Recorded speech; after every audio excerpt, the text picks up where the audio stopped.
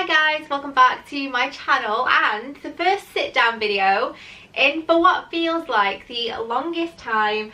As I'm filming this, Andrew is actually off for 10 days from work, which means I have a bit more time to dedicate to filming some sit down videos and having a chat with you guys and sharing some hints and tips when it comes to staying focused, staying motivated and just staying on plan during Corona, during isolation, during the lockdown.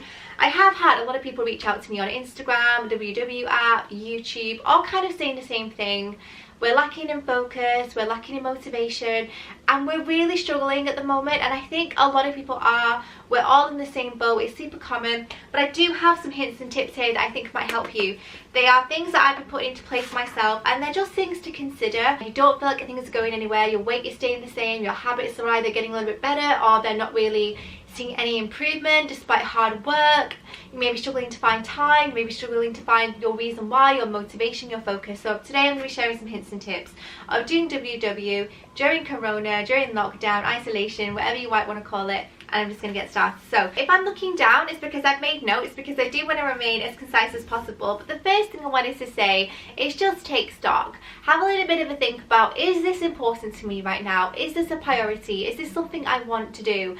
Because with everything going on at the moment, it's not the best time to be taking on stuff that you don't want to do. We're all in this grey area, this topsy-turvy time that has just impacted everyone's life in such a significant way. So do you want to be adding more to your stress? Do you want to be adding more to your plate if it's not actually what you want? So if it is what you want, have a think about your why, have a think about what you want to get out of it, your achievements, what you want to achieve, what your goals are, and just make sure that no matter what you decide, your priority in life should always be your health and your well-being. That should be the first and foremost thing that you want to prioritize. But just have a think about your why, have a think about why you started this, or if you're perhaps new to it and you're thinking about it, what is driving you, what is motivating you, what is your why? Focus on that a little bit more and it might get you back to focus. The next thing is a more practical tip, and this is to weigh yourself and set a realistic goal. So in my opinion, it's going to be better for you at this current moment in time to set small, achievable weekly goals instead of looking so far into the future, a future that is so uncertain for all of us and might seem even more overwhelming than it normally would. So I would set small, achievable goals for every week, every 10 days, every month, and focus on those milestones as opposed to what you want to get to right at the end, because it's going to be a journey, it's going to be a process, and the last thing you want to do is set yourself an unrealistic goal which will again knock your confidence and have a negative impact on your journey. So set yourself a small achievable goal once you've weighed yourself. So weigh yourself, get your stats. Again, the number isn't of the utmost importance. The important thing is knowing where you're starting from, so you know that the progress that you're making is working or it's not. Put that number away, set it aside, don't focus on it too much, and focus on what you want and a realistic time frame to achieve that goal. The next one is have a look at your plan. So it might seem really bizarre to change your plan up, but if you think about it, right now is the best time to sit down, have a look at your plan. Is it working for you? But also, is it the right plan for this current lifestyle that we've all been thrusted into? Everything's changed, our worlds have been turned upside down. Perhaps you're on a blue, but actually thinking about it, you're at home more. A green might be better. Perhaps you're eating more comfort food because you're in a really bad mental space at the moment. Again, green might be better for you. Perhaps you've really reignited that love for cooking and finding a healthier alternative when it comes to snacks and things like that. Perhaps a purple might be a fantastic one. It's just a really good idea to sit down, take stock of your plan and decide, is this plan going to work for me in this new reality? Because I think that it might be really easy for us to all stay on the same plan, but actually this is the best time to have a bit of a zhuzh up, change things up, especially if things aren't working, especially if things have gone a little bit stagnant. If you're at home more, this could be a great opportunity for you guys to get more creative in the kitchen. So I get a lot of comments like, I would love to cook so much, but it's just time. If you're now at home more, if you're finding yourself at home more frequently, put that time to good use for yourself and get cooking, get creative with food, especially if it's something that you've always wanted to do but you've never quite felt you've had the time. Right now, time is something that a lot of us have a little bit more of when it comes to being at home. Of course, that doesn't necessarily mean everybody. There are still key workers and NHS workers that have probably a harder job than ever before, and a more time restricting job, and a much more all consuming role, so that might not be the best time for them to get back in the kitchen. But if you are finding yourself you're having more time, perhaps get the kids involved, get the family involved, start weekly menus, and just get excited about this opportunity that you have to get more creative. That's definitely a tip, I would say. The next one is minimise any unnecessary waste. So right now it's not as easy as it once was, far from it in fact, to just head to the shops, pop out and get ingredients. So this is a fantastic time to go and open your fridge, go and open your cupboards, and take a mental stock take, if you like, or even write it down if you're a list maker like I am, and just take stock. Do a bit of a kitchen audit. I've got this in my fridge, I've got this in my food cupboard, I've got this in my pantry. What meals can I make? How can I make this a far less waste driven time? It's a time when we don't have that luxury to waste food. We don't have that facility anymore to just pop to the shops, to just pop to the supermarket or the greengrocer or the butchers as easily as we had before. So it's a really important time to minimise that waste. And I think about, if we just have a think about our menus and meal plan and prep a little bit more, it will minimise waste, and food will go a little bit of a longer way, which is what we all want right now, because incomes have changed, circumstances have changed, everything's changed. So we need to change our habits as well and what we're doing at home. So that leads me on to my next point, very, very neatly actually, which is meal planning. This is the time, guys, if you're at home more, or even if you're a key worker and you're rushing out to work every day, this is the time meal planning and prepping will become your absolute best friend. And what I would suggest is having a think about what meals you want to make. Again, when you've done your little audit, you've done your pantry audit, have a think about the meals you want to make. Have a think about what ingredients you need. Get everything together, get a meal plan. Cook in bulk, cook in batches, get everything in the freezer where you can. If you have a luxury of having a chest freezer apart from the one you have in the kitchen, it's a fantastic time to get that stocked up, especially if you're running out to work every day still, especially if you're homeschooling like I am and you don't have that 5-6 hours during the day that you would have had before to meal plan, to cook, to take your time. Now again, time is of the essence in one way. We have more of it, we're at home, but also we're busier than ever before because a lot of us are homeschooling our children.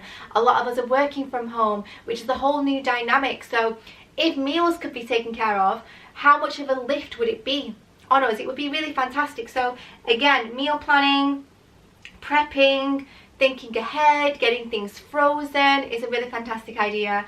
So I would definitely suggest that. And this is for both sides of the coin, people that are at home and the people that are going out to work every day. It will become your best friend. It will lift so much stress, and you know, it's just a nice thing to have, a nice thing to take care of in the day. So the next one is a really helpful tip actually, and it's stick to your working day meal plans unless they were erratic. So perhaps you're a shift worker and your meals weren't as regimented as they were before. You were kind of grazing through the day, you were getting meals where you could, your hours were here, there and everywhere, and your body couldn't really settle into a routine. If you're at home now, this is a fantastic opportunity to eat at regular intervals throughout the day. So breakfast, lunch and dinner. This will make you less likely to have to snack loads during the day, but also it gets your body into a rhythm. It gets your body into a healthy rhythm when it comes to metabolism, digestion, and it's just going to get you in a more better headspace and a more better space with your food. So I would say have regular meal plans for breakfast, lunch and dinner where you can. I know with having the kids at home and this topsy-turvy world, it's not as easy, but for the most part, from Monday to Friday at least, have set times for breakfast, lunch and dinner. Try not to eat past 7 or 8 p.m. unless it's fruit or something like that, and water. Again, if you're at home, try and stick to those things as if you were at work. Perhaps have the weekends to be a bit freer with it. Just keep things regular, it keeps yourself on track. And also, if you are a person that was working erratic hours but now you're at home more, use this as an opportunity. And if you are still part of the NHS and the key workers, try and keep your meals and your meal planning as tight knit as you can as possible. I know it's really difficult, so just do that where you can. The next one is to have a bit of a think about your snacking habits. Have a think about the situation that we're in. Are you snacking more because you're at home more? We all do it, you know what I mean? We're at home, sometimes we out of boredom, sometimes we have a biscuit because we've given one to the kids, sometimes you just need that something sweet. Snacking is absolutely fine. I've done a whole video on snacking, but it's just worth having a little bit of a think about what you should be snacking on. Try and have as much fruit and veg in the house as possible. I know it's difficult at the moment, but try it where you can. And if you are a bit of a snacker, just have a think about it and have a think about what you could be snacking on that's a little bit healthier for you, a little bit better. The next one is gentle exercise. Now this is something that I've not been doing that often before, but now the kids are at home and I've wanted to keep them active, I wanted to keep their bodies moving.